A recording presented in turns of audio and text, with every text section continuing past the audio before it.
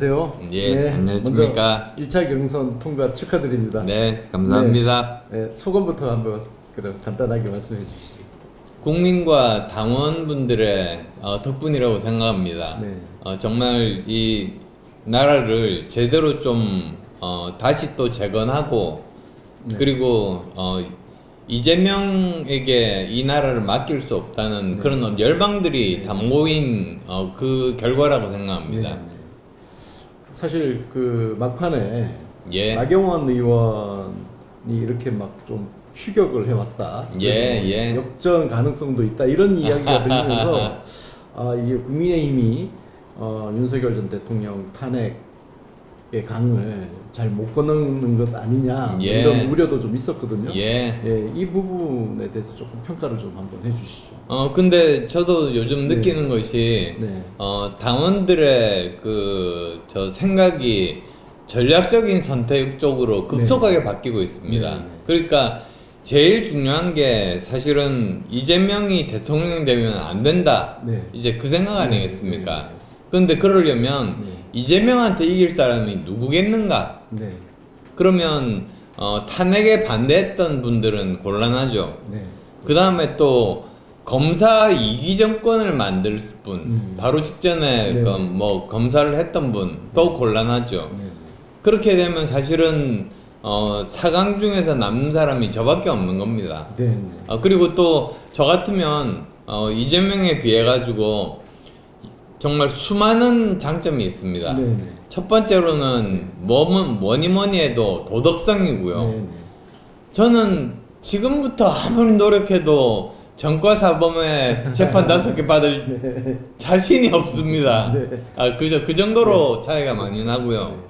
그 다음에 또 두 번째로는 저는 의사에다가 네. 과학자에다가 창업자에다가 경영자에다가 교수에다가 이제 정치인 아니겠습니까? 두루두루. 그리고 또 모든 분야에서 업적을 제대로 다 만들었습니다. 네. 어떤 분들은 정치 와서 뭐 하냐고 말씀도 하시는데 저는 삼김 이래 최초로 그 교섭단체 20석 이상인 사실은 38석짜리 정당을 만든 유일한 현역 정치인이거든요.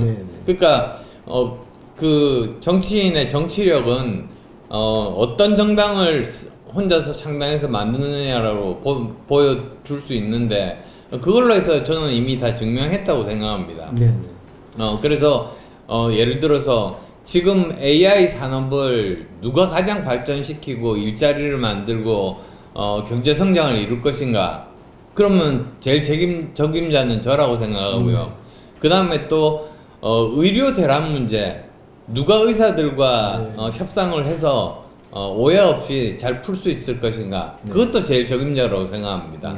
그래서 그게 이제 두 번째로 말씀드릴 수 있고요. 세 번째로는 저는 중도 확장성이 제일 큽니다. 그러니까 지금 현재 갤럽 같은 데서 여론조사를 보면은 50% 정도가 정권 교체로 많이 기울어 있는데요. 그런데도 이재명 전 대표 같은 경우는 그 지지율이 40%를 좀 벗어나기가 힘듭니다. 그러니까 그 나머지 10몇 %가 중도층인 거죠. 근데 그 중도층 소구력은 제가 제일 큽니다. 실제로 여러 번의 여론조사가 있었는데 모두 다 중도층에서 제가 이재명 대표하고 1대1로 싸워가지고 1위를 했습니다. 그래서 이제 중도 소구력에 대해서는 뭐 이미 제가 이재명 대표보다 훨씬 더 크다는 그 말씀 드리고 싶고요. 네 번째로는 저는 행동하는 정치인입니다. 특히 노블리스 오블리지 의자 같은 경우에는 제가 정치하기 훨씬 전에 제 재산 절반을 기부를 하고 그 다음에 또 대구 코로나 봉사활동 때 제 목숨을 걸고 가서 봉사활동을 했지 않습니까?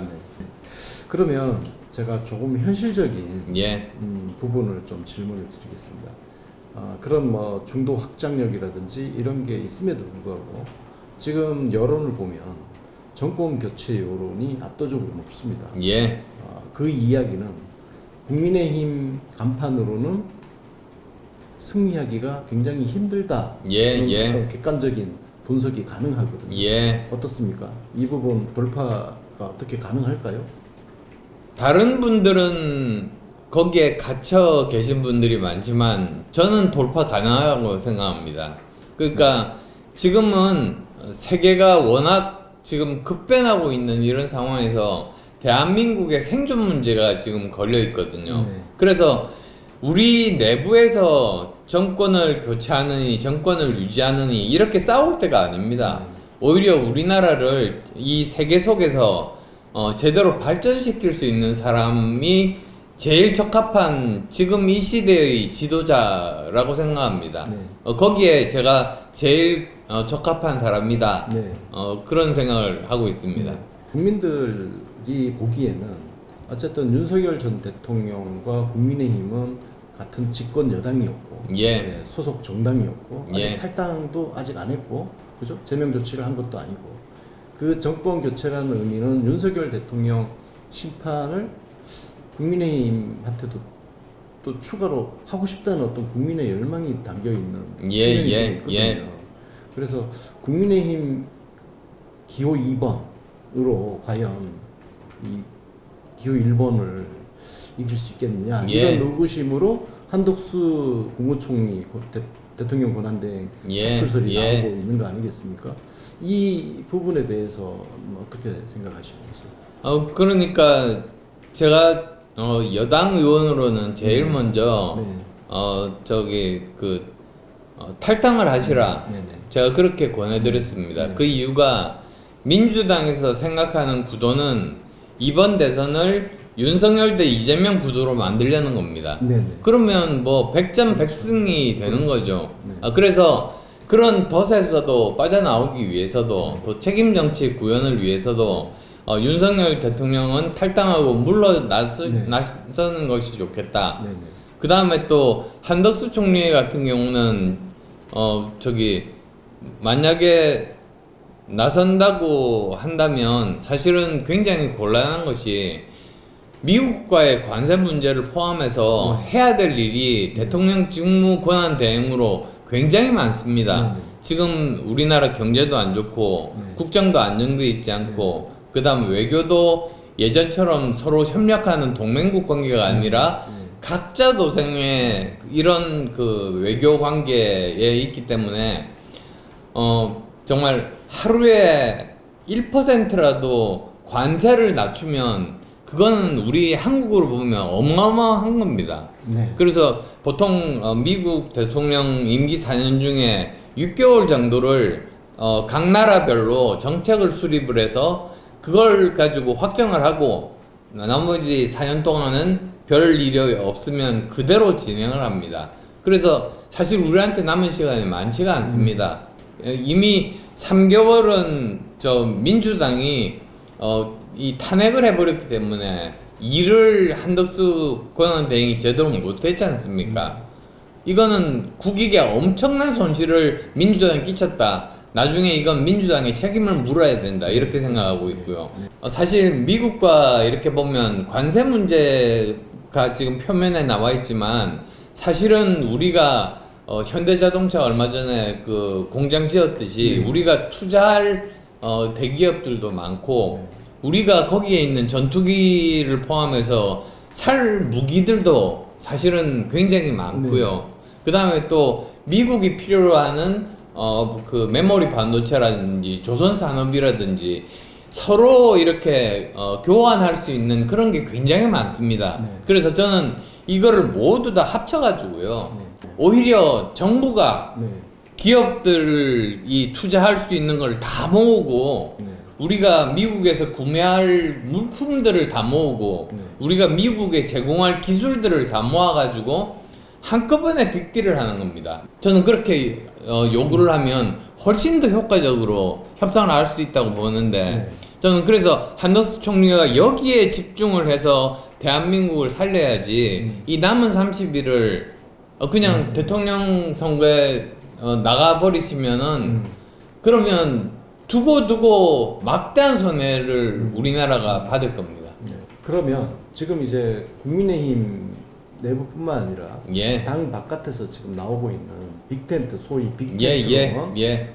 이거는 아마 이제 반 이재명 세력을 모두 모아서 예. 승리를 해보자 이런 차원에서 이제 한도수 총리 차출론도 나오고 예. 그러거든요. 이 빅텐트론에 대한 견해를 여쭤보고 싶습니다. 거기에 대해서는 저는 아주 긍정적입니다. 네. 그러니까 일단 지난번에 의원총회에서 나온 결론이 뭐였었냐면 우선은 지금 시간이 별로 없으니까 지금 경선 일정이 나와 있는 대로 빨리 해서 우리 후보를 뽑자.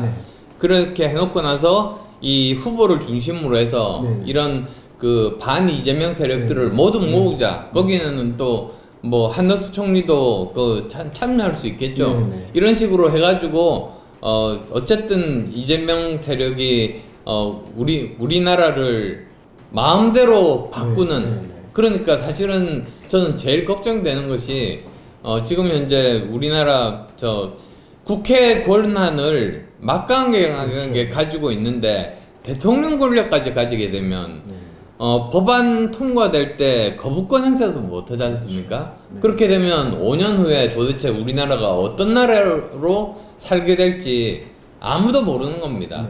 거기다가 또 이재명 전 대표가 거짓말을 밥 먹듯이 하거든요. 뭐 대표적인 예가 최근에 불체포 특권에 대해서 연설을 했습니다. 국회의원 불체포 특권 없애야 된다. 그래 놓고 며칠 뒤에 자기가 그 대상이 됐죠. 자기는 체포되지 말게 해달라고 오히려 또 연설을 하는, 공약을 한다고 해도 누가 그 공약을 제대로 지킬지 알겠습니까? 그래서 저는 5년 뒤에 만약에 이재명 대표가 대통령이 된다면 5년 뒤에 대한민국은 우리가 상상할 수 없는 이상한 나라로 변할 그런 가능성이 굉장히 높다. 그것만은 반드시 막아야 되겠다. 이런 생각입니다. 자, 그러면 이거는 뭐 아직 뭐 가정의 상황인데. 예. 이제 만약에 후보가 되셨어요. 예. 되셨는데 이제 빅텐트를 이제 만듭니다. 예. 그래서 외부에 분이 또 뭐 이낙연 새미래민주당 상임고문 나오고 있고 다양한 분들이 거론되는데 대의를 위해서 과감하게 후보 자리를 내어놓을 수도 있을 것인가? 이런 부분 한번 생각해 보셨어요? 근데 사실은 이 당의 경선이라는 것도 당원 당규에 규정되어 있는 일종의 규칙이기 때문에 만약에 그러려면 또 서로 그 경선 같은 과정들이 필요한데 과연 우리한테 시간이 있는 것인가 이런 생각을 합니다. 그래서 오히려 저는 가장 그 이상적인 모델 중에 하나가 링컨 대통령의 팀 오브 라이벌스 모델을 생각을 합니다. 어떤 건가요? 그게 뭐냐면 링컨이 치열하게 경선을 했습니다. 그러고 나서 대통령으로 당선된 다음에 그 경선 후보들을 전부 장관으로 앉혔습니다. 근데 그 중에서 보면은 외교, 산업, 국방 이런 전문가들이 산재해 있거든요. 그래서 그 정부가 굉장히 잘 운영됐던 그런 전례가 있습니다.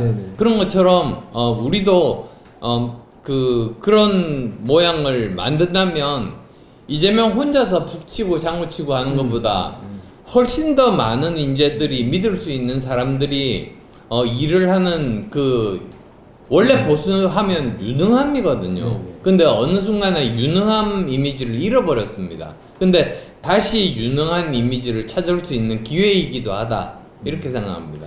자, 반 이재명 연대와 관련해서 이걸 조금 더 구체적으로 지금 단순히 반 이재명을 해버리면 그냥 구체적인 실체가 없는 가치가 안 보이는 그런 전선으로 보여집니다. 그래서 이제 대안으로 제시되는 것이 개헌연대를 만들자. 예를 들어서 차기 대통령, 이번 대통령 선거에서 당선되는 대통령은 임기를 3년으로 단축하고 2028년 개헌을 통해서 2028년에 대선과 총선을 같이 치르자. 이런 대안도 나오고 있거든요. 이 부분에 대해서 혹시 생각해 주시죠? 저는 이미 그런 것에 대해서 10대 공약, 그 다음에 또 개헌 방법 모두 다 밝혔습니다. 87년 체제 이후로 3명의 대통령이 탄핵 소추를 당하고 2명의 대통령이 탄핵을 당했다는 말은 사람이 문제가 아니라 시스템이 문제라는 말 아닙니까? 그래서 저는 반드시 개헌은 필요하다.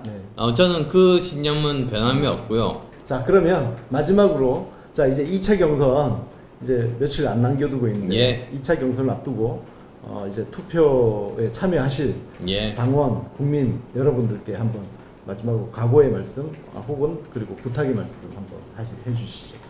지금 2차 경선은 정말로 대한민국의 운명을 결정짓는 중요한 순간입니다.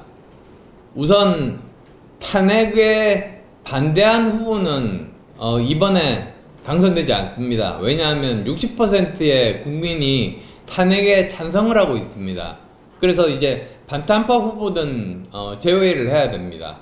그 다음에 또 지금까지 87년 체제 이후로 항상 우리 국민은 그전 대통령과는 다른 대통령을 계속 뽑아왔습니다. 그러니까 결국은 그 정치 경험이 부족한 검사 출신의 대통령이 3년 만에 실패를 했지 않습니까? 그런데 또다시 그 정치 경력이 부족한 검사 대통령을 저는 뽑지 않을 거라고 생각합니다.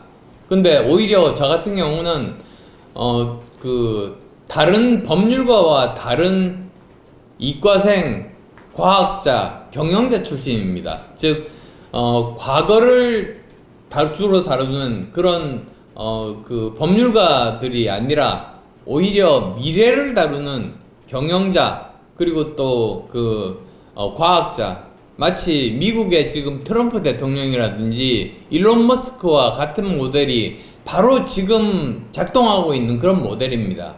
저는 이번에 꼭 당선돼서 그런 대통령 되겠습니다. 네, 오늘 바쁘신 와중에 예. 아침 일찍부터 인터뷰 응해 주셔서 너무 감사합니다. 아유, 감사합니다. 2차 경선에서도 좋은 결과 있기를 바라겠습니다. 네, 열심히 하겠습니다. 네, 감사합니다. 네.